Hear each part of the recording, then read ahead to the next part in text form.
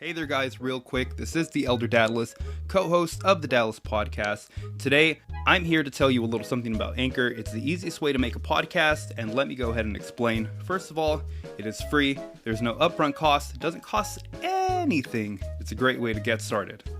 There are creation tools that allow you to record and edit your podcast right from your phone or your computer. Literally, if you're on the go, if you're at school, if you are hiding in the restroom while you're at work, if you're stalking your ex-girlfriend, you can literally make a podcast from anywhere. Anchor will distribute your podcast for you so it can be heard on Spotify, Apple Podcasts, and many other streaming platforms. Hey, great way to get it out, right? You can make money from your podcast with no minimum listenership. That means that your Uncle Randy, who was twice removed, can help you make a buck. Or creepy Father John, who you chose to stop talking to for many reasons, can even help you make a buck. It's that simple. It's everything you need to make a podcast in one place. Download the free Anchor app or go to anchor.fm to get started. That is anchor.fm. I hope you guys enjoy it. Let's get back to the show. Hey there guys, real quick before we get into the episode, this is the Elder Dadless, co-host of the Dadless podcast. I want to go ahead and preface the episode by saying it's happened again. I keep having technical difficulties, and I honestly can't tell whether or not it's my laptop or whether it's our recording equipment. Either way, in this episode, the Nomad went ahead and put out the bad signal. I answered the call, and we sat down and had a chat. To quote the Nomad, we jumped around a little bit. Specifically, we talked about the Loki series that is now streaming on Disney+. We also talked about The Conjuring and some horror movies. And last but not least, purely paraphrasing, apparently the debate arose between the Nomad and one of his co-workers whether or not anybody in the Marvel Universe or who or what could beat Superman in a fight. To quote the Nomad, who could clap super cheeks? We went ahead and got into that. Literally, when we get together, these are normal conversations that we have. Again, you guys are only going to miss out on about 15 to 20 minutes of the conversation, the opening. And I do apologize, it keeps happening. I'm trying to figure out what the fuck is going on. Because the opening generally was like really well done. Vic actually led the opening originally. I just wanted to go ahead and give a heads up. Sorry about that. I'm trying to figure this out before we record again. But thank you guys so much. We appreciate the support. Go ahead and follow us on Anchor. Check out our webpage that is now connected to the show as well. All the socials are in the link tree. Hit us up. We have voice messaging capability with Anchor. Leave us a little shout out. Leave us a suggestion. Submit something to us. We have episodes where we go over stories or articles for future episodes. Please don't be afraid. This is a safe space. This is a community that we're trying to grow. So thank you guys so much. Please enjoy the episode. We actually pick up like mid-conversation. So I'm just clearing that up right now. It really is a great episode. It was a great talk with Vic, but it always is a great talk with Vic or with Jose the Dad. So thank you guys. I hope you enjoy it, and we'll see you on the next one. Thanks. Welcome to the Time Variance Authority. I'm Miss Minutes, and it's my job to catch you up before you stand trial for your crimes. So let's not waste another minute. Settle in, sharpen your pencils, and check this out.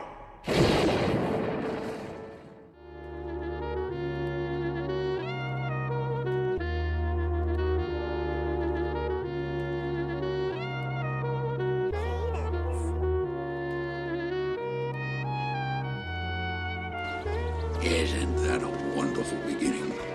Yeah, it's really good. What is this? Are you trying to trick me? Wait, just wait. When's it get good?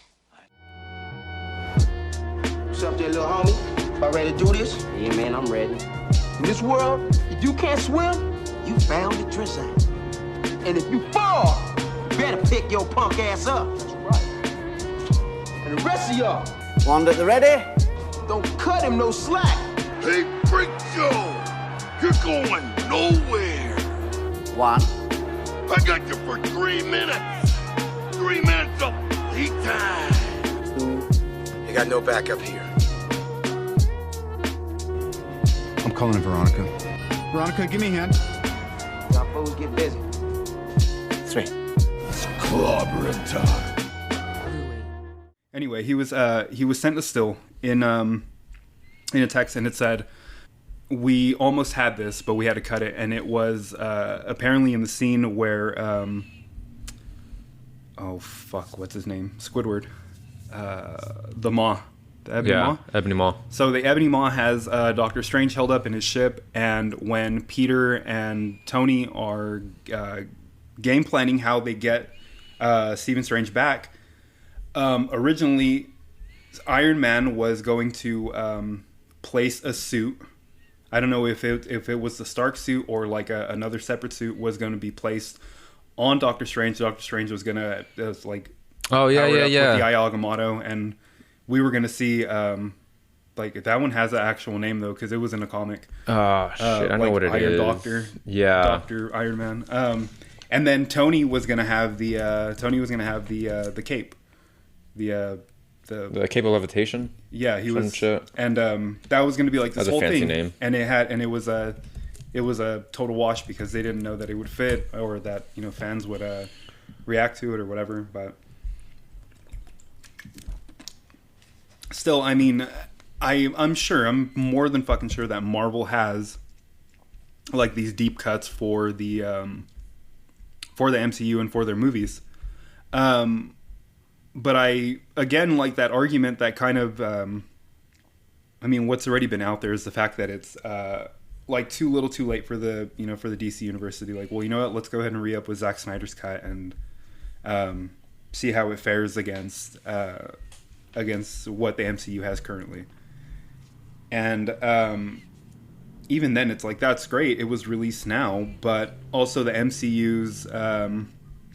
the MCU, as far as where they sit with Disney Plus and their streaming shows, their streaming series are just as fucking good. WandaVision was amazing, and had an amazing fucking story. Falcon and the Winter Soldier didn't disappoint. By no means. By no means. It was. From what I had read, people were like, "Oh, this is just going to be one long, like super produced Captain America movie," but I think it even read like a lot farther than a fucking Captain America movie, or what you would kind of like use as an umbrella term for a Captain America movie. You know what I mean? Yeah. Falcon and the Winter Soldier, like it made Sebastian Stan just stand out as not only a supporting character but as like I want more Bucky. Oh yeah, without a doubt. Bucky was a hitter in that show. Sam did fucking really well too. Like I'd like to see where that goes moving forward. You also have the introduction of other young homeboy who he gifted the suit back. He can take the wings. Oh, because I know I looked it up. He's the current Falcon. He's the current Falcon. He's the current Falcon. And it's just like a lot of this character building and like foreshadowing for future characters, bringing back Isaiah Bradley and really bringing a light to that character as well. Especially kind of given like the social climate of where we are currently. But Isaiah Bradley, for a lot of people who don't know, was even as far as Marvel lore, Isaiah Bradley, for all intents and purposes, aside from Steve Rogers, was the very first Cap. Yeah, he was the first successful. He was the first. Basically, he survived the fucking super soldier serum. He was the trial. But he did, it was an amazing thing to see that they built that character up. Whereas in comparison, as far as, and just taking it back to the Snyder Cut, because it's basically been the most recent thing that we've seen from DC, we were given, well, even then, we're given like Instagram pictures from Dwayne Johnson for fucking Black Adam. Yeah. Which, like, yeah, everybody wants to see, but at the same time, it's like nothing substantial. It's fucking, even then, it, like the animated vignettes where it's like, oh, I'm on this planet. The Iron Paradise. Like, I'll watch it, but I'm not like super excited for it. I think the one thing, the one marquee fucking thing that DC is holding out hope for is that it's Dwayne Johnson. Yeah, that in itself will get people to the theater again, but I don't know how much his acting will support all of that. I mean, because I couldn't imagine like a Drax movie. Like, Dave Bautista isn't the main character. He can't. But he wants to be so he bad. Can't carry it. He wants to be so bad. Like, I'm sorry, Army of the Dead, he didn't sell anything for me. He was so as a main character. I cared more about the German dude, the side characters, the locksmith. Yeah, I liked him way more than I cared about Drax. And that's what's funny, to kind of just tag on that. Dave Bautista's gone out recently to be like, this is probably going to be the last time you see me in the MCU, but also I want Drax to have his own show. If you take it back, and I don't mean to sound like I'm really like, as far as having a fucking podcast that our niche market is comics and bullshit, I'm really into fucking comics right now. And as far as Marvel goes, Drax has had a run, albeit kind of unsuccessful, because no one gives a fuck about Drax the Destroyer. No, this is like having a Howard the Duck is his own lane. There's a cult following to Howard the Duck, but there is a following for Howard, but because it's Howard the Duck, there's also a market for fucking for the Amazing Spider-Ham or fucking whatever. Oh yeah. Tag is. There's different fucking lines. There's Cosmo the Dog fucking series that you can find. But who the fuck wants to see a Drax the Destroyer when you can see the Guardians of the Galaxy with Thor? Yeah. Pum. He just doesn't sell it as the main character. It's just, in comparison, it's like, do you want to see a Black Adam movie? Do you want to see a Shazam fucking sequel? Or do you want to see Dwayne Johnson as this fucking character that no one fucking knows about, but now all of a sudden everybody's a fucking Black Adam fan, I saw this. Dwayne Johnson. I was a short video. I don't remember where I saw it, but basically it was a homeboy, Anthony Mackie. Yeah. He was talking, and he goes that the rise of the franchise is killing the movie star, just like how TV killed the radio star. Yeah. That as franchises get bigger and bigger, you go because of the franchise, not because of the actors. Whereas before, 10, 15 years ago, you would go see any movie that Brad Pitt was in because Brad Pitt was in the movie. Yeah. Whereas now you're like, oh, okay, it's Marvel, I have to go watch it. There's a continuity of it. Yeah. Whereas now, Marvel cast fucking Angelina Jolie, and they have their big name people now. But you're not going because she's in the movie. You're going because it's part of the bigger franchise. Whereas DC is almost doing the opposite approach. They don't have any type of continuity. They're like, oh, Dwayne Johnson, huge name. Let's pull him, and let's hope that brings people into seats. It'll work for a little bit, but you'll get one or two movies.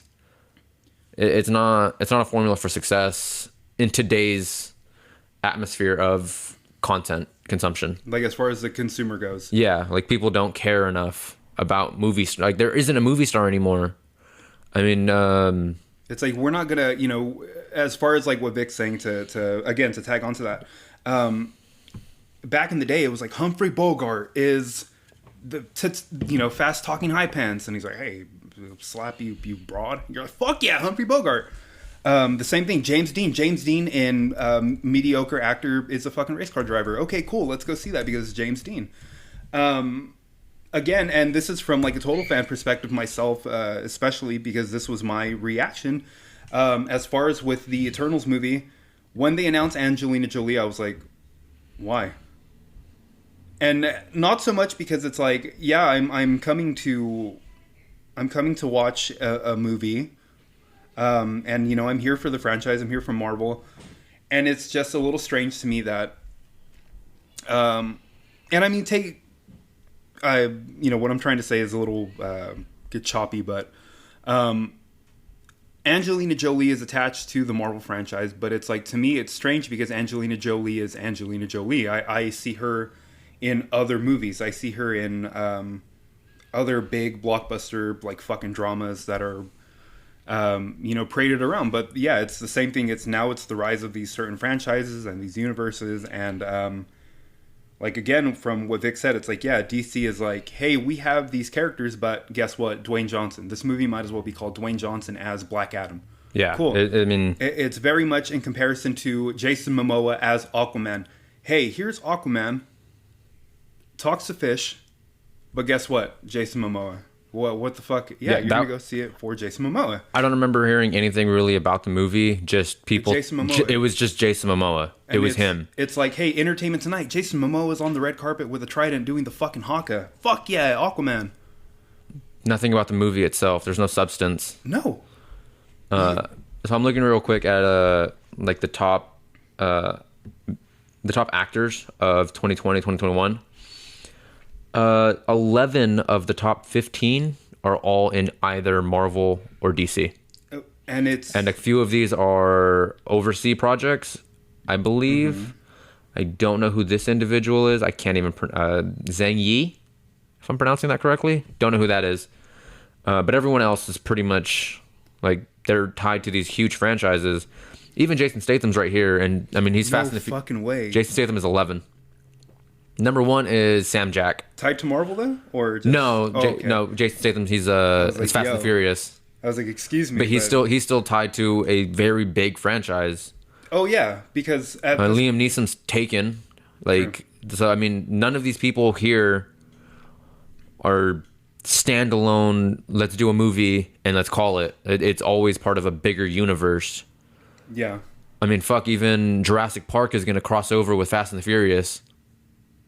Maybe. I hope not. I hope so. Honestly, I want to see my boy come out and just. Do you think this is a street fight? I would love to see and The then Rock just fucking box a Velociraptor. I would love to see The Rock fucking be like, "Daddy's got to go to work," and just fucking catch a Tyrannosaurus mouth and just break it open. I'm here for that. Yeah, exactly. I mean, with what they've done, just for the absurdity of that, of even just the thought of that crossover. I mean, you can have John Cena show up. You can't see me. The possibilities.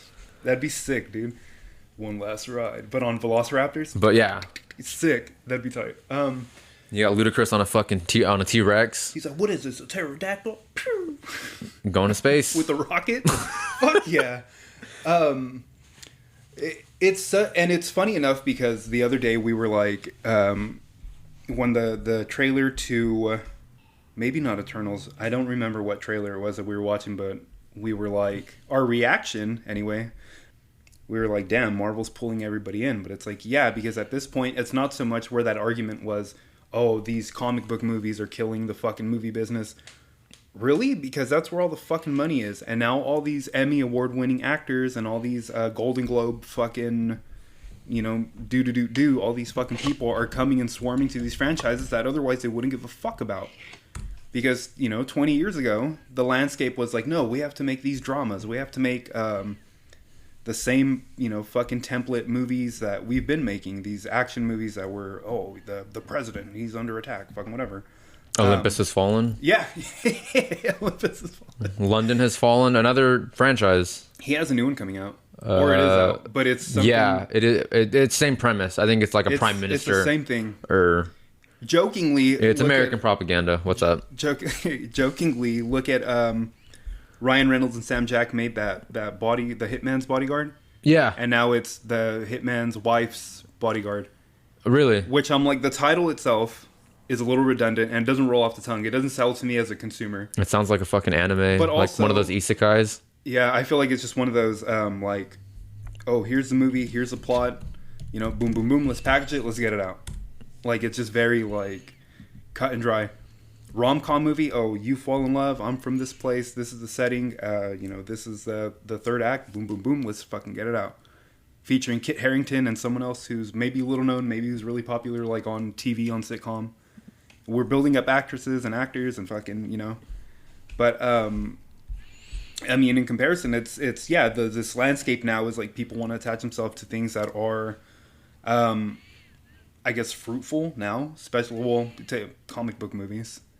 One thing that I am fucking curious about, because it hasn't been done so much, is like where the landscape goes as far as Hollywood buying into anime, because it is so popular. But it's like we've had Ghost in the Shell.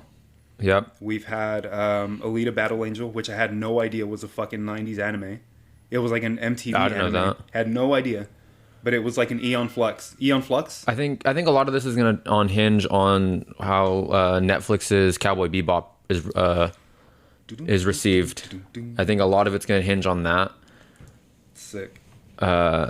Oh yeah, the fucking the pure serotonin of hearing that.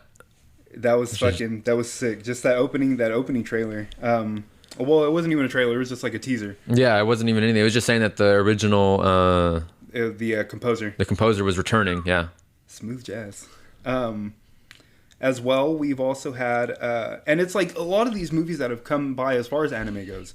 Dragon Ball Evolution, shit.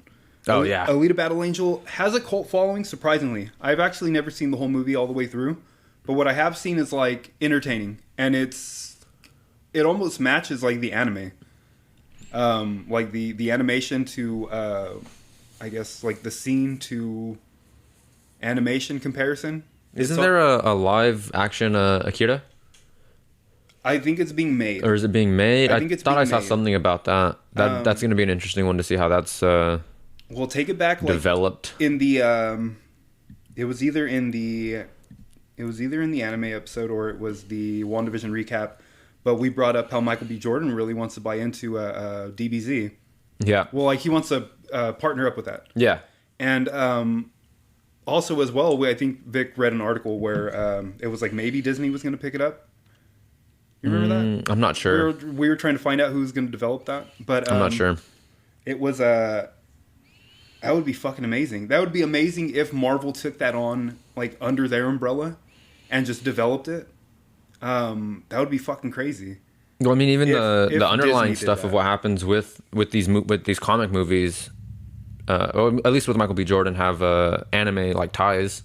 Oh yeah, his Killmonger suit was based off of the Vegeta training. Armor. Yeah, his armor. Sick. Michael B. Jordan. You have guys like I forgot my brother's name, but from Get Out, he's a big anime head. Oh yeah, I don't know his name. Finn from Star Wars, and I'm sorry, sorry. Finn from Star Wars, big anime head. A lot of these guys are known, well, and a lot of actresses now, I guess, are known to like this stuff. I mean, fuck, Megan Thee Stallion likes anime. Yeah. Has put out her own series of anime-based clothing. Has partnered with Mortal Kombat for promo work. Really? I didn't know that. Yeah. I know she sampled some of like the Naruto sound, like some of the stuff from the anime to put in her music. I know that. Yeah, it's a big thing. You have girls like oh fuck, what the fuck is her name? She got big. Her song got big on TikTok. Oh fuck, I don't know. It's a white girl, and she's like Aniku or Ashniko. Yeah, her whole thing is fucking is like anime. Yeah, she's in it. Yeah, she's in anime also, but you know, it's just it's these markets, these sources of these lanes that people can take to build up new. As much as it sounds kind of like shitty, but it's like these new lanes of revenue where you can build up new fan bases, and the consumers will flock and buy into this shit as long. Oh as yeah, without a doubt. I'm sure that there was a visible spike in like DBZ content after it was made more aware that Michael B. Jordan based his suit off of Vegeta. The artist Thundercat, his fucking song Dragon Ball Durag. That's a thing. Okay, he's sick. Sure. He's like an R&B guy. All right. But yeah, the same thing. It's out there, and it's growing. It's a growing market. But yeah, it's crazy to see like where we're gonna start stemming off, especially now. Like to run it back to as far as like where these companies are as far as like production. Marvel, I feel like, is really successful currently in developing these series as short as they are, 7 But it's still, they're hour-long episodes. It's like Game of Thrones. These are full-length movies. It's like Game of Thrones. If Game of Thrones would have not butchered shit the bed, if they didn't shit the bed the last 2 seasons. But these series that they're developing are really fucking successful. Honestly, they probably could pick up something like Howard the Duck and build it as a fucking series. I'm telling you, there's a cult following for the movie. There are people that are avidly petitioning for a Howard the Duck series. And it would be great. Bro, I seen something where... And my boy's going to come out with the fucking quack foo. What's up? The Power Cosmic. Homeboy was a... he was a Herald to Galactus. He was a Sorcerer Supreme as well. He was trained. He became Lobo. Come on. He did become Lobo. He's fucking... Howard the Duck is... Yeah. He did become Lobo. he is just like such a fluid character. He's done some shit. He's done some shit. I mean, he's not Squirrel Girl. No. But he was a rat at one point. He has done some things.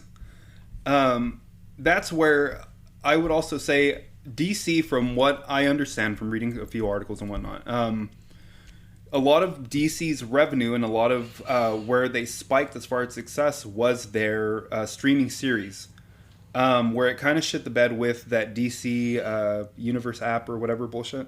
That's now absorbed with HBO Max, where you have your little DC section. Yep. Great. Make fucking series. Stream. I hear Titans is fucking great. Young Justice is good. Young Justice is good. A lot of like their animated stuff is fucking amazing. The Long Halloween, get the fuck out of here. Yeah. I would go nuts if they made the Horror That Came to Gotham. That's an H.P. Lovecraft tie-in.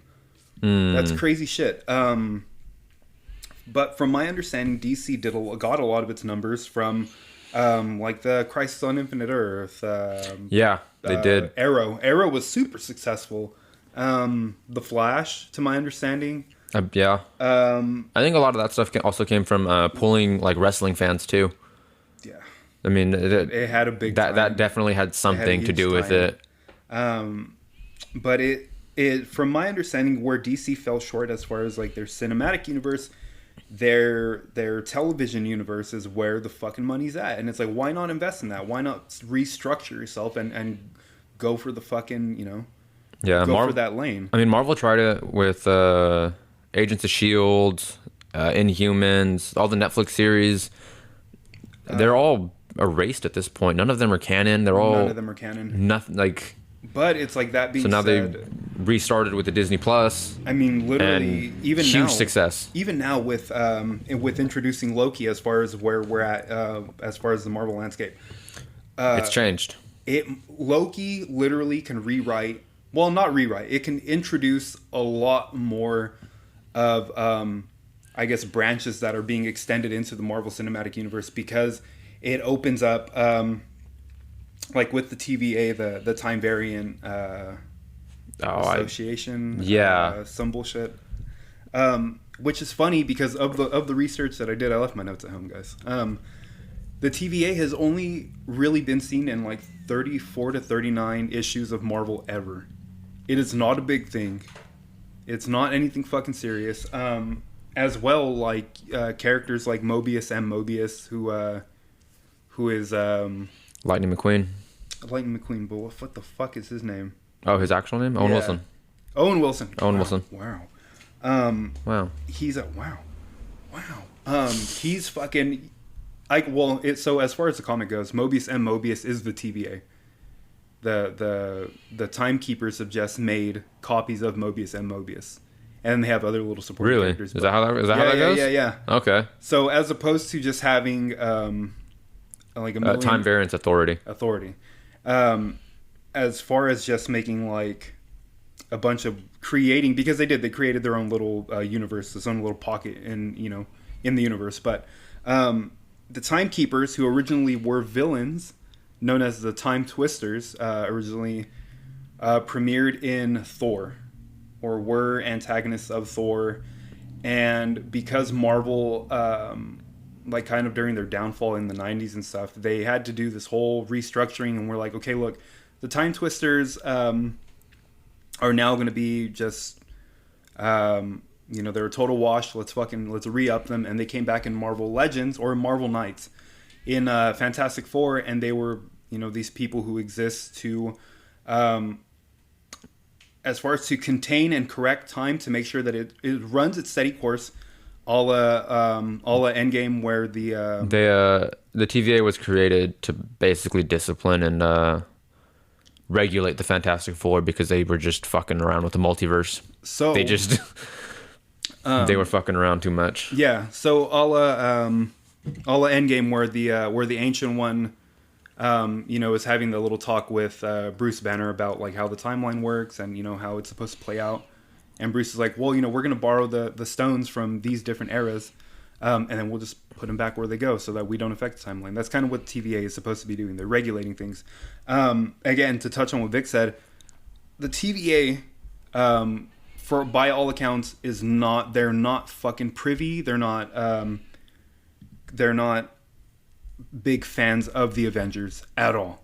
They're not fans of them because they consistently fuck around with timelines. They were one big example that I was reading was like a quote from one major thing that happened was Hawkeye was killed off in a comic at one point, and She-Hulk somehow went back in time and was going to correct the timeline and warn him. She gave him a note and was like, "Hey, like this is what's going to happen to you. And this is how we correct it." I think it was around the timeline for House of M. Well, the TVA says, "Hey, you're fucking around too much," and they take her in and they're doing a hearing with her. And She-Hulk is like, "Well, I was just trying to help my friend," and they're like, "Well, you know what? Your friend was supposed to die. Like that's what the fuck is supposed to happen." Everything with like House of M, some of that has to stay because it's not messing with the timeline too much. There's a very interesting look at the sacred timeline with what Marvel's doing. They're gonna have to explain it because they've already made a mistake with it from this first episode. We'll see what happens With Peggy Carter? Oh, I did see her. Did you Yeah, see that? she did show up for a second. No, not her. So they're saying that the sacred timeline, everything happens for a reason, and that the Avengers are supposed to go back in time, get all the Infinity Stones, move on, beat Thanos, go forward, whatever. Half of the fucking movie wouldn't have happened if Loki didn't take the Tesseract. True. If he didn't take the Tesseract and leave, then there's no reason for Iron Man. There's no reason for them to go further back and back into the 70s to take the Tesseract. The Tesseract then. Yeah. There's no reason for it. So either the sacred timeline is correct and Loki was supposed to steal it, or it's wrong and they just made a continuity error. But I mean, there's a lot of ways they can go about this. Yeah, like so to my understanding from the couple things that I looked at, like things do happen. Like as far as like let's say Thanos dying, it's like okay, Thor did kill Thanos, and that is in the timeline. But also, as far as Endgame, for a variant of Thanos to find out about what's happening, and to use that to his advantage to come back because he's like, oh well, they killed me once, but also I had all the stones, and I'm going to come back and just fuck everything up. That variant can be allowed. Like they do allow certain things as long as it kind of sticks within the timeline of what's happening, but it can't veer off like super crazy. Like if you look into oh well no, because I think that was supposed to happen as well. Like in the actual Infinity War, like the comic, where Thanos has just he's fucking everybody up, and at this point Adam Warlock in the comic is like, hey, all the fucking cosmic entities, fucking can we get some help? Infinity, can we get some help? No. Sky Gods, can we get some help? No. Fucking, the Living Tribunal, and he's like, can't. All they do is watch. He's like, can't. All they do is just hang out. Awatu, the Watcher, can. No. He's like, no. All I can do is watch. He's like, bruh, I can only. Dude, the TVA has come after Awatu in a thing because he told the Fantastic Four or somebody about in one storyline, and anyway, he other than watching, he was like, hey, like something might happen. And the TVA was like, shut the fuck up, dude. You're supposed to watch and not speak. Don't tell anybody about what's happening. And literally, it's like you can be thrown into like this cosmic void. Like when they punish people. Oh, the null void? Yeah. That like the fucking Fantastic Four got their powers? They'll fuck you off and just throw you in there. And like you'll just into oblivion. Or they will give you like a light sentence and they'll restructure you and they'll make you understand how the timeline's supposed to work. And then they'll send you back. But, they have certain things that they abide by that they'll either let you off or they'll be like, no, like you fucked around just too much. And then they'll, like get rid of you. They'll poof you out of existence. One thing that I did want to know, as far as like where we are currently, which just based off of Loki episode 1. Originally, I instantly assumed Kang the Conqueror. Okay. Because Kang is going to be showing up in Quantumania. Yep. As well. Because they were like, well, Loki, the implications in Loki are going to affect the entire timeline. Yeah. Okay, cool. Well, also in Doctor Strange and Multiverse Madness, we're going to see Shuma-Gorath because we're going to be opening up the multiverse more. I thought it was Kang. I was like, oh, it's going to tie in perfectly. It's not. Upon doing some reading, it may be Lady Loki. Yeah. Which I'm like, that could also be some shit because we could see Bor, Father of Odin. We could see the return of Hela. We could have the that leads into Illuminati Yep. It also ties in with Secret Invasion. As well, the TVA has a strong tie-in, has a past tie-in with the Power Broker, which we've already been introduced to. Yeah. In Falcon and the Winter Soldier. So it's like where the MCU kind of pulls from the source material and is like, this is how we're going to distribute it now. Because now all these timelines are going to fucking touch. Or, they're going to interconnect in some way or another. Yeah, they have. They're telling 3 different stories right now, and they're all going to have to meet up soon. In one way. And I think the big meetup is going to be Doctor Strange. Because Kang also has a big... Kang and the TVA don't get along. No. Because... To say the least. Because Kang fucks around way too much. But as well, Kang also has a big tie-in with with introducing mutants. Because he was also kind of a mentor to Apocalypse at one point. But also, he's going to be introduced soon. So it's like, do we introduce Kang? Do we foreshadow Kang? I don't think they will. Or do we, just kind of set up this other story? From what the last 2 Disney Plus series have shown us, it's not a story of It's not so much going to be like, foreshadowing? Yeah, there's no Mephisto. There's no big bad. Also, the big bad is it's character development for the title characters for future and then world building for future projects, especially character building. Jesus, because in this one episode of Loki, we watched 2012 Loki, and then develop into and surpass Endgame Loki. And then we also had the which could be Lady Loki or whoever, but it was 1500s, super evil fucking Loki. Yeah. Also, to touch back on our one of our most recent fucking episodes, that I started fucking dying. I was dying to myself just internally. But the picture of the devil, the stained glass window, and I was Mephisto. Everyone's here. That's just a foreshadow of Loki. I think of Lady Loki. But from what I was reading, it's not even... Well, first of all, because China will not allow the Christian devil, any imagery of the devil, I guess. I don't know, I have to ask John Cena. He had to apologize to them. All right, right on. But China isn't allowed to use characters like that. Or they don't allow characters like that to be shown in China, and that's why we didn't get Mephisto. Does this stuff release in China? Yeah. That's why Mephisto wasn't used in WandaVision. Oh, okay. They couldn't. Not even Nightmare, I guess, because it's also kind of like that's kind of demonic. You know what I mean? Okay. We have other literal gods showing up, but all right. But and then we have fucking Cerberus. Yeah, we did. We have Cerberus. We have. But that's Norse mythology. They have Jotunheim, and their gods are lesser than the Christian. Their gods smash on Christian gods, bro. Thor could lift the cross, is what I'm trying to say. Oh, dude. Oh, but unworthy. Totally worthy. But also, it's just this whole thing. That's why they can't use Mephisto. But also, what I was reading. We could also see, and what I'm hoping for, it's nothing big. It's nothing that's going to impact the story, but because of the purpose of the show where they're showing Loki events that have now happened, we may actually see a past event kind of scene where they introduce Throg, which I'm kind of hoping for. They could do that because they did make him what's his name, DB Cooper. Yeah, that's why. I lost a bet. Yo. So they could easily... I was tripping when they could easily do that.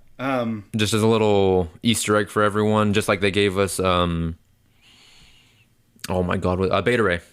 Oh, yeah. How they gave us Beta Ray for a second. A second ahead? They were like, oh, there he is. There he is. And then done. That was like Howard the Duck in Endgame. Yep. As you look close enough, it's like... If you catch him on the one frame he's in... But yeah, we could see a flash, because apparently they want to use flashbacks, I guess, or a big part of the story building within the show. Well, when Loki had escaped from the TVA and he was watching his own history, yeah, he was watching his future history, I guess. I don't know. Time travel. Sure. One of the scenes was from a deleted scene from Thor: Dark World. Was when he showed them the way to go, where it leads up to the mother's death. Yeah. Okay. It was deleted scenes because they're just doing a little callback to to like events that have happened. To events that have happened. And so, I mean, they could do really whatever they want with this timeline. It's wide open right now. But yeah, so we could see Throg because it's happened. They could be like, well, wow, look at you, at you and your brother. Wow, you turned him into a frog. Quick 30-second, there he is. Throg picks up Mjolnir and then back into Thor. Hey, Throg had his own series. I had no clue. I thought that was just a part of like the classic story. He had a series. Spider-Ham has his own story too. I was like, but he's like in the middle of the country, so I don't get how he. Yeah. I don't know. He's like just lives in a barn. Yeah, he's not like a New Yorker. No, he's just the amazing Spider-Ham. Yeah, so I'm curious to see like where we build currently not we, but the Marvel Cinematic Universe, but where they build moving forward into like the Loki storyline, because it'd be fucking crazy if they introduce a bunch of like this other new shit. And I'm curious to see like where they go within the timeline as well, like if they reach like super far into the future, or if they kind of stick to the past. I think it's going to be more geared on the past. Like it would be crazy if so the past of Endgame. So there are going to be events that we don't know about. I don't think they're going to go past Endgame. I think they're going to go backwards from there. Because obviously Loki's story ended in Endgame. So he can't see something that he's not involved in. Yeah. I don't think they're going to go to the future. That doesn't make sense. Like to peek in or something? Yeah, it doesn't make sense to give us a little flash of what's going to happen. It's not really what Marvel's done. It's like, wow, there's scrolls everywhere. Well, gotta go back. Yeah, we'll tease the one thing, and then we gotta go back and give you the history of it, like fucking Odin, like One Piece. So we go here. Here's one character, doesn't matter. 20 episodes. Boiled himself. Odin isn't Odin if it's boiled. No. Talking about Marvel, as well, since we're on the subject, I feel that there is a strong majority. Just to segue, strong majority of the Marvel Universe would fucking clap Superman cheeks. Oh, without a doubt. Very easily. Without a Very doubt. Very easily. And not just fucking, not even Avengers. Not even Avengers per se, because Avengers are like base fucking characters, aside from Bruce Banner, who himself is a variant. Because he can go God level. More recently, we've seen... there's Worldbreaker. There's Worldbreaker. There's... I don't know if they call him God Hulk, but he gets like... Yeah. Spacey. I believe at one point Hulk is also a wielder of the power cosmic. I'd believe it. Dude, I know Red Hulk is. A lot of the characters have been... Scar is a wielder of the... Scar is, for sure. Well, his mom was or had some kind of form of the power cosmic.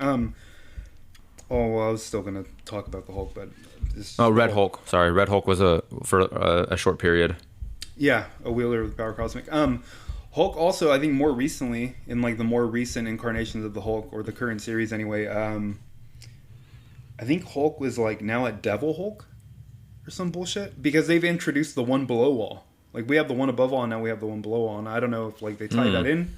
I don't know what the power scaling for that is, but there's a fucking vast majority of these characters in the Marvel Cinematic Universe that are able to, as far as this debate goes, and it really kind of isn't a debate, but you have characters like Protege, who I want to say is, and I may fuck it up, but I think Protege is like a variant of the one above all, or a Beyonder of some kind. He's otherworldly. He is far beyond what we're talking about. Like as far as like Earth side, he's in the cosmos. He's of another plane of existence.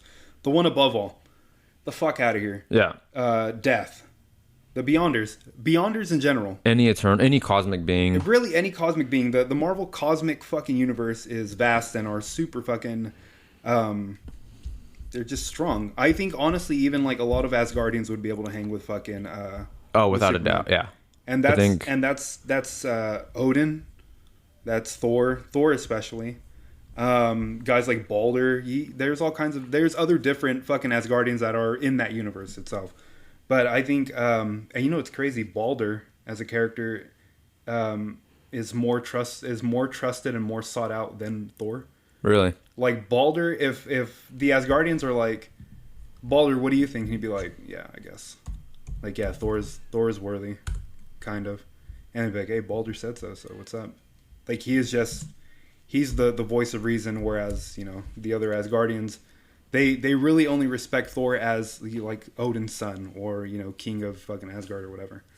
But yeah, a lot of the MCU, even characters that have like an outside influence, like as well, you have like the Phoenix Force. You could have fucking Cap with the Phoenix Force. Wolverine has been a herald of the Phoenix Force. Even although she was a herald of the Phoenix Force, well, she made the perfect Phoenix, but Rachel Summers would fucking demolish Superman. Franklin Richards, who's just a god. Yeah, he's so god. my coworker did say that was probably the only character that would, and I was Get like, the you fuck out of here. There's Owen Reese, the molecule man, would say, hey, yeah, see ya. And just to be abundantly clear here, there is a rendition of Aunt May that would fucking clap Super Cheeks. I honestly believe like even, she did have the power cosmic, to be fair. Wanda could talk him out of existence. A comic accurate, yeah. Like, and Doctor Strange. Fuck, Hyperion could. I bet you Hyperion super could. The Sentry could. You have guys like no, I was gonna say the Absorbing Man, but no, he wouldn't. Although, you know, Condiment Man or what? You know, Absorbing Man was supposed to be like an equal to Thor. Really? Like in between writing, they were just gonna have Absorbing Man be like this, like, hey, come back, and you can kind of hang in with Thor and the Hulk, and like, just we'll use you as filler. He was almost supposed to be like an Abomination. Okay. Just kind of on par, and like hold on like for a few editions, and then like we'll just out you and we'll build to our next story or whatever. You, even as far as like magic users go, I think for as little known as Agatha Harkness is, I think Agatha Harkness could fucking beat Superman, honestly. But it's like not so much power scaling as it is what their preferred like combat style is. Yeah, and there's also the whole like morality of Superman. Can't kill because he can't. Like he can't. He's morally obligated to not do these things, whereas some of these characters just don't give a shit. No. Like I feel like Lobo would fucking put the hands on him because what's up? Even well, the way that I've read it, and some people will argue that it's not true, and some people will say that it's totally accurate. But although Wade Wilson, Deadpool, he's killed the Marvel Universe, and he has certain iterations where he just has like contingencies for everybody. He knows how to beat them. He knows what he's doing to fucking kill them. I mean, one of you want to talk about contingency plans? Wolverine is someone who has died and come back, or like in House of M, who was left on his own while they Wanda rewrote fucking like the timeline. Okay. And Wolverine fucking threw hands with everybody who was like under that kind of guise that like of the new world that Wanda had created in House of M, the landscape anyway. Wolverine threw hands with everybody because he knows how to fight everybody. He knows exactly what to fucking do. Captain America shows up. Yeah, Captain America is kind of like the base guy, but Wolverine can fuck him up. Let's say like Professor Xavier shows up and he's like, hey, Logan, come with me. And no, like Wolverine knows how to fucking combat. He knows how to combat a lot of people. Yeah, he's just a tactician. You're talking about a guy much like on par with like a Batman characteristic where Batman has contingencies for everybody. There was a debate where someone put up, what if Wolverine was in Weapon X form, feral and still kind of brainwashed, and he fought like the Bat family or fucking whatever, and it was like Batman, Nightwing, Red Hood, Batgirl, and it was like he might be able to. They might. Yeah, all at once. They probably, I guess so. Like all at that's once, why, because that's a bit much. That's a lot. This isn't like the Avengers fighting the Hulk. Like 1v1 this. Logan's putting the hands on a lot of these guys, and they were like, yeah, like they know everything. I'm like, first of all, Bruce Wayne knows fucking everything. Give him some time. Yeah, I mean, even then, even with like just using base tactics and fucking kind of game planning based on like observation and whatever, he could probably figure out a way to beat him, or at least hold him off or restrain him, whatever he needs to fucking do.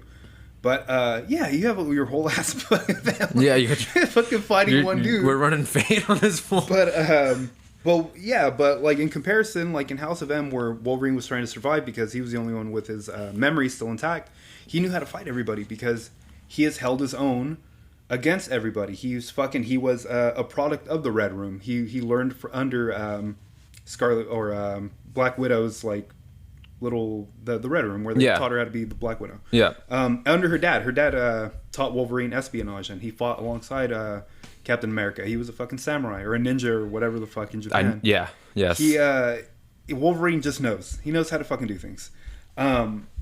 Like as far as the whole like, and this goes along with Superman versus Goku. Who the fuck would win? Rattata would win fucking Goku. Guess what? But one item.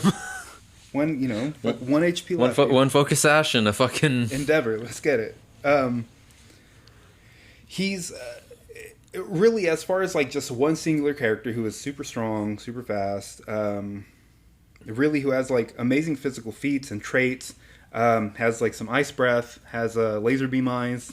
Yeah, it's a very base fucking set, other than the fact that because he's Superman and he's okay, but guess what? Like there's Marvel characters, like Mole Man. Mole Man could fucking bring up Ping Fang Foom. See you later. Maybe I don't know. I don't know how strong Ping Fang Foom is.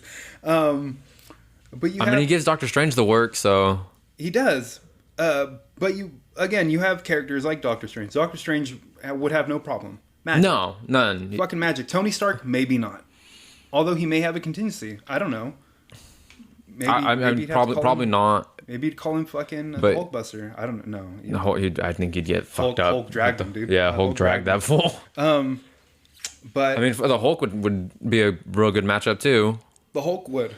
Would. There's some feats that the Hulk has done. Thanos is that of like celestial blood. Thanos could hold in, or could hold up against Superman. He may not.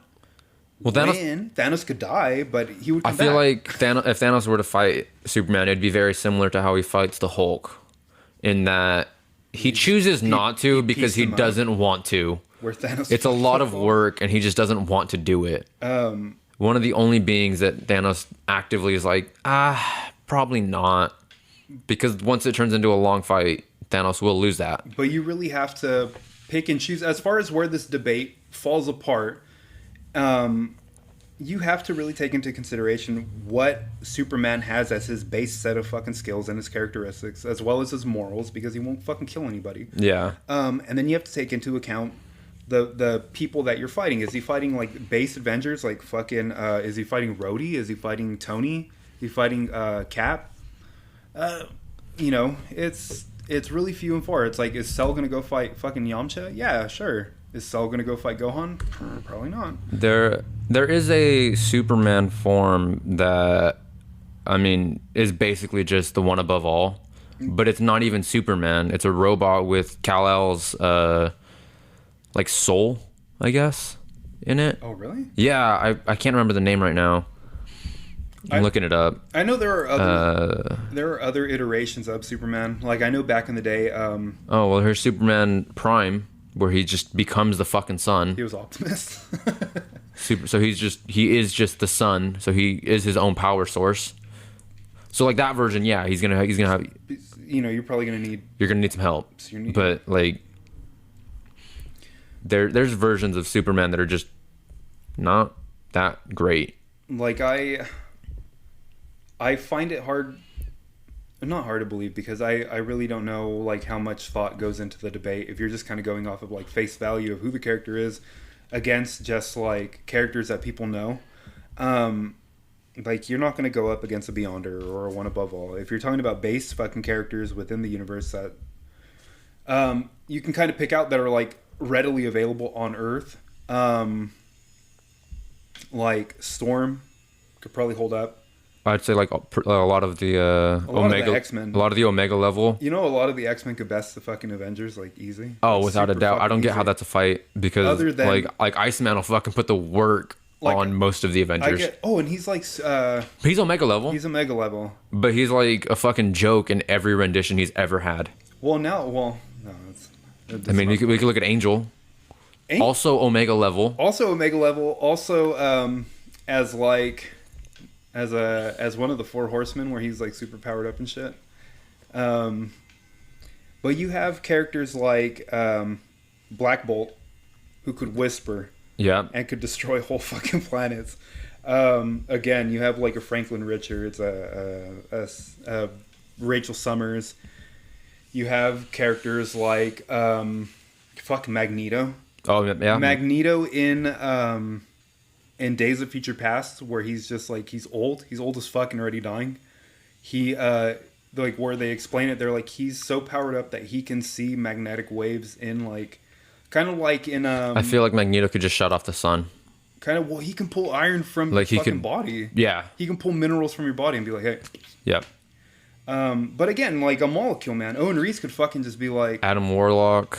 I mean, there's so many levels to this, and I'm not trying to take away from what Superman is, because I get he's DC's guy. He's cool. He's fun. If you're a kid and you fucking wanted Jon Snow on the throne, I get it. Literally, I think the closest that we can get, if you put into thought, he's not is basically like a Centurion or like a Sentry, or basically kind of like Superman, as far as like physical feats and attributes. I mean, directly from Marvel, Hyperion is their answer to Superman. Yeah, because they just took him and made him a bad guy. And make something else.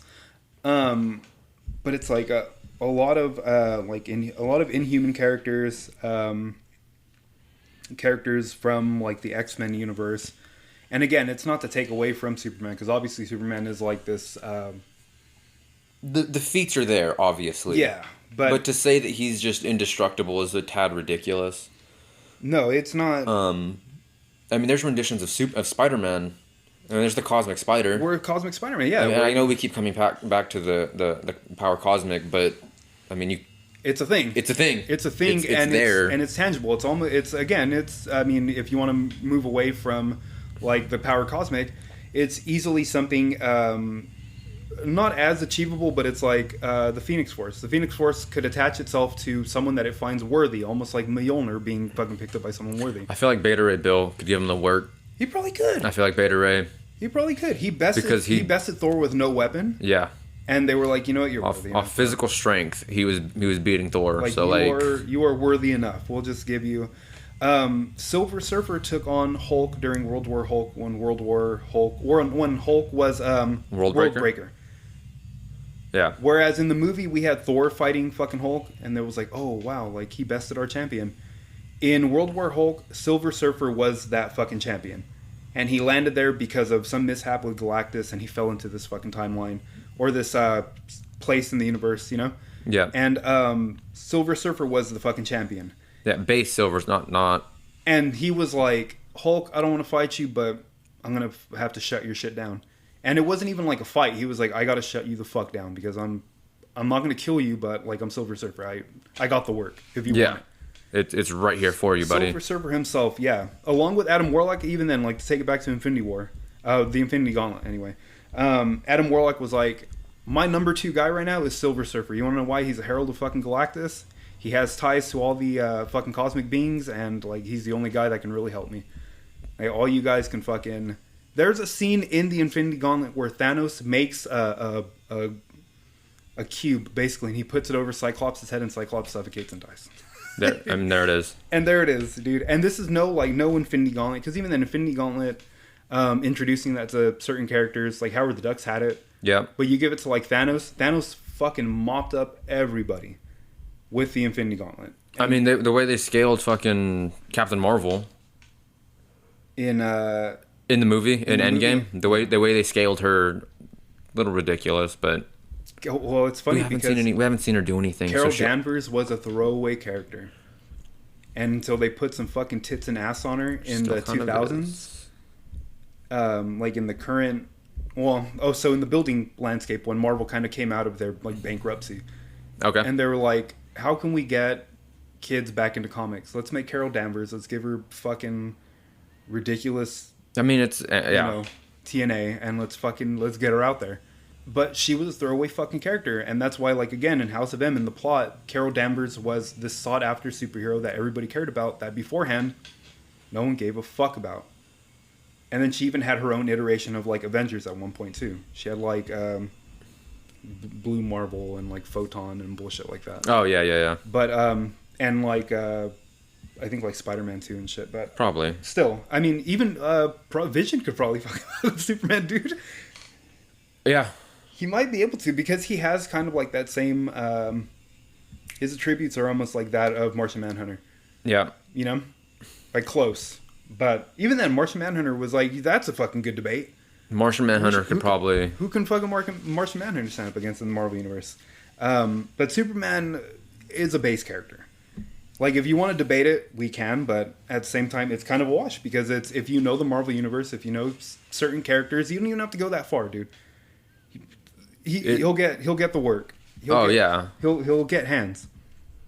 I'm sure there's iterations of like base Spider-Man that would. I mean, they're not going to win the fight, but they would hold their own. Like Oscar O'Hara. Look at Post Secret. He probably could hold his own for a little bit. Post Secret War. If Spider-Man, like when he attained the symbiote suit. Yep. Easily, and if he let it overtake him, Carnage too. Carnage. What's the other one? When they mix. There's like, I don't know what that one's name is. I know what you're talking about. When Carnage and Venom. They mix. They become all. Is it Anti-Venom? I know Anti-Venom. It might be Anti-Venom. It might be Anti-Venom. You know who's crazy ass strong too is the King in Black, Null. They just introduced him like more recently in the Marvel Universe, but he's like the symbiote god, basically. And he's super fucking strong as well.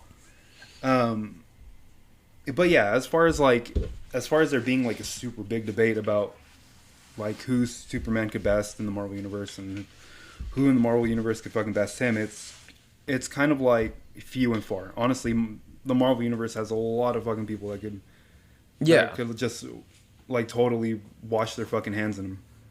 He's not like that crazy fucking character. Who did Superman fight in the Amalgam? Who did he fight? Cap? That doesn't make sense.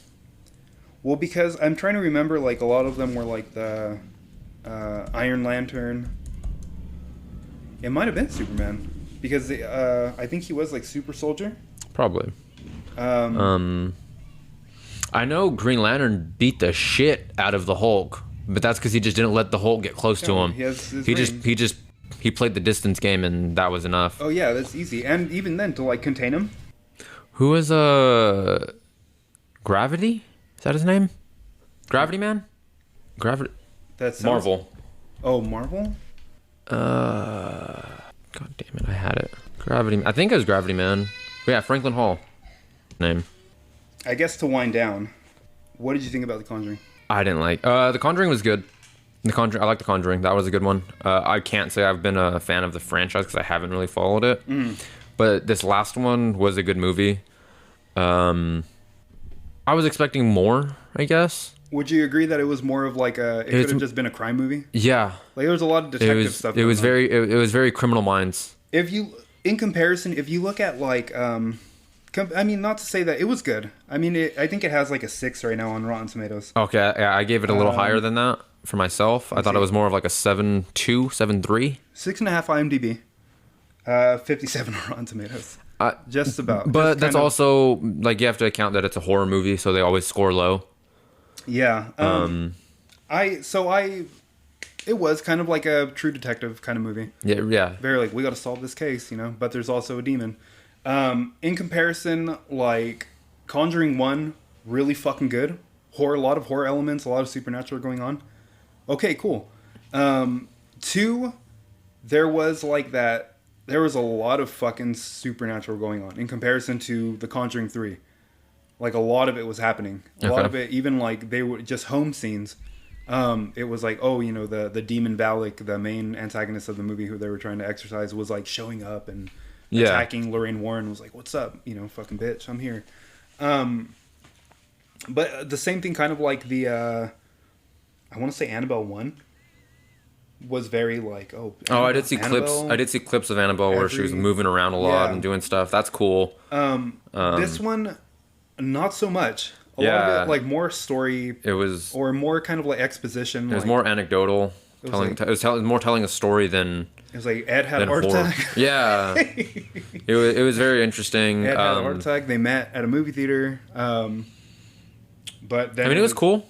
It was cool. It was cool. It was fun. It was a fun watch. It wasn't a bad movie. It wasn't. I did just watch A Quiet Place 2.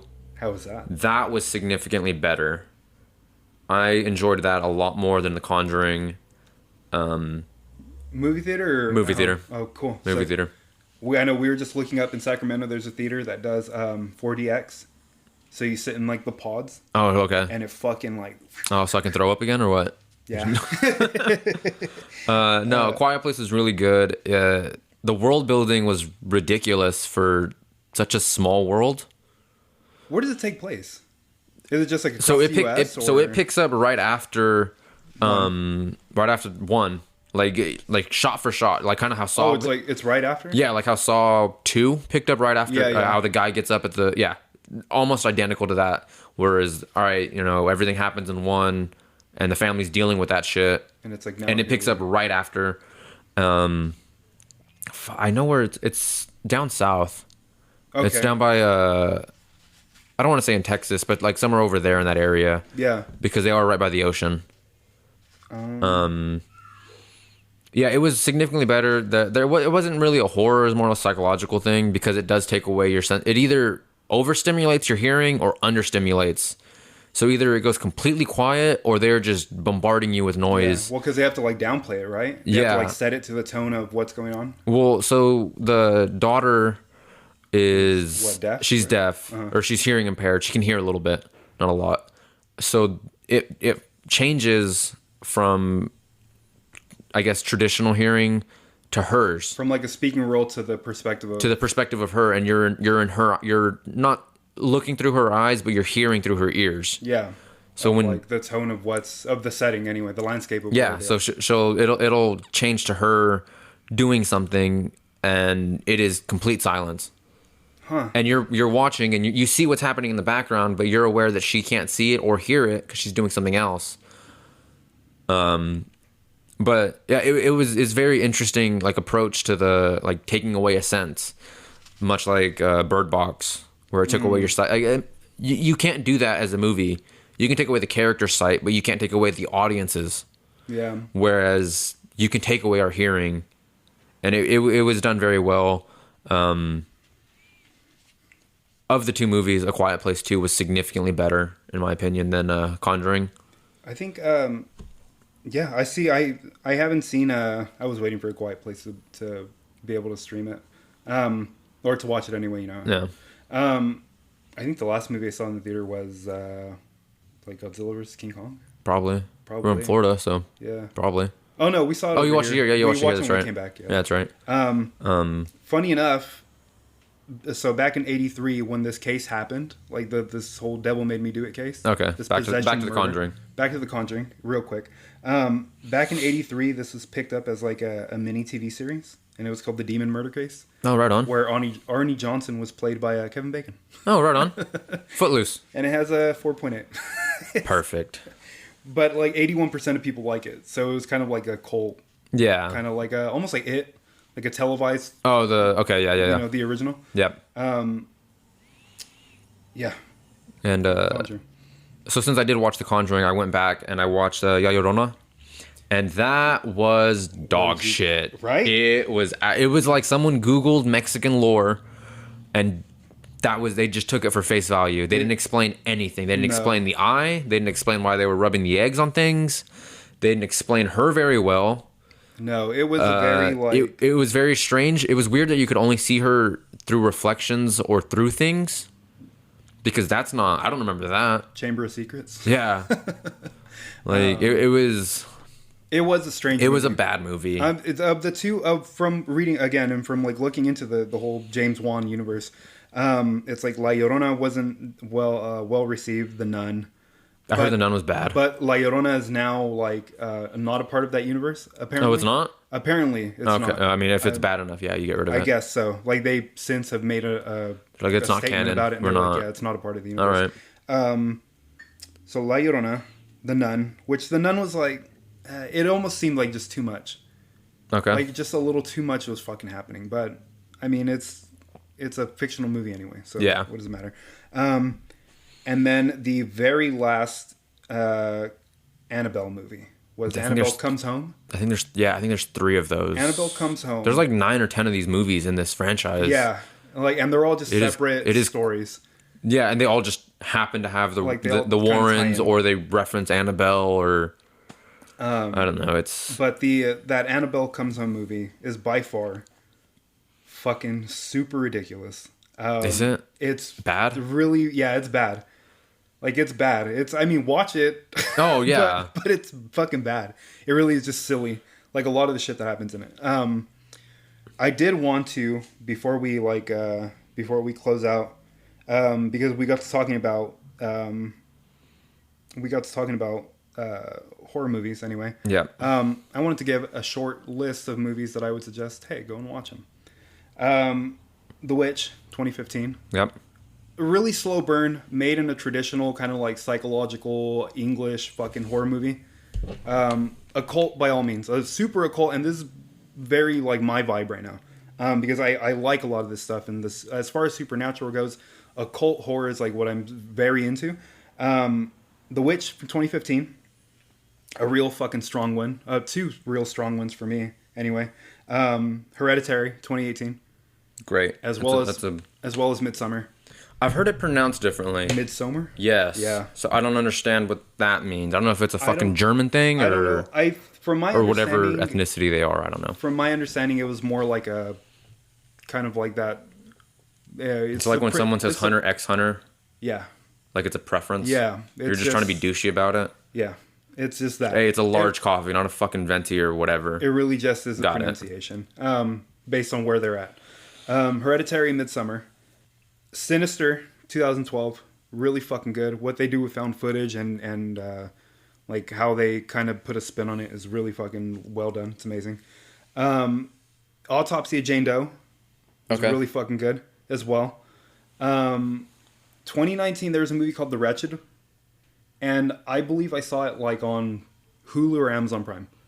But a really good kind of haunting fucking supernatural movie as well. 2017, Veronica, that was also on Netflix. It is in Spanish, I believe. Okay. Or it's a Spanish movie. Also really good. Has to do with spirits and Ouija boards and whatnot. And I think like the very last one, just to throw it out there, Hellraiser from 1987, because the fucking lament configuration, going into the fucking hell world, it's great. I enjoy it. But thank you guys so much. This is the Dadless Podcast. I am the Elder Dadless. I'm the Roaming Nomad. We will speak to you soon. Who are you, really? My name is Inigo Montoya. You killed my father. Prepare to die. Come for me, Gmork! I am a traitor! You are beaten. It is useless to resist. Don't let yourself be destroyed. Offer me everything I ask for. Anything you want. I want my father back, you son of a bitch. I am your father. That's my son! This is my boy! My boy! That's impossible! You're laughing. Someone was killed today because of what you did. I know. How about another joke, Murray? Where you son of a... Fuck you. None of you seem to understand. I'm not locked in here with you. You're locked in here with me. Instead, my daughter war. I understand your pain. Actually, we're all tickled to hear you say that. You shall have your revenge. Iron Man. Good night. And always remember, that's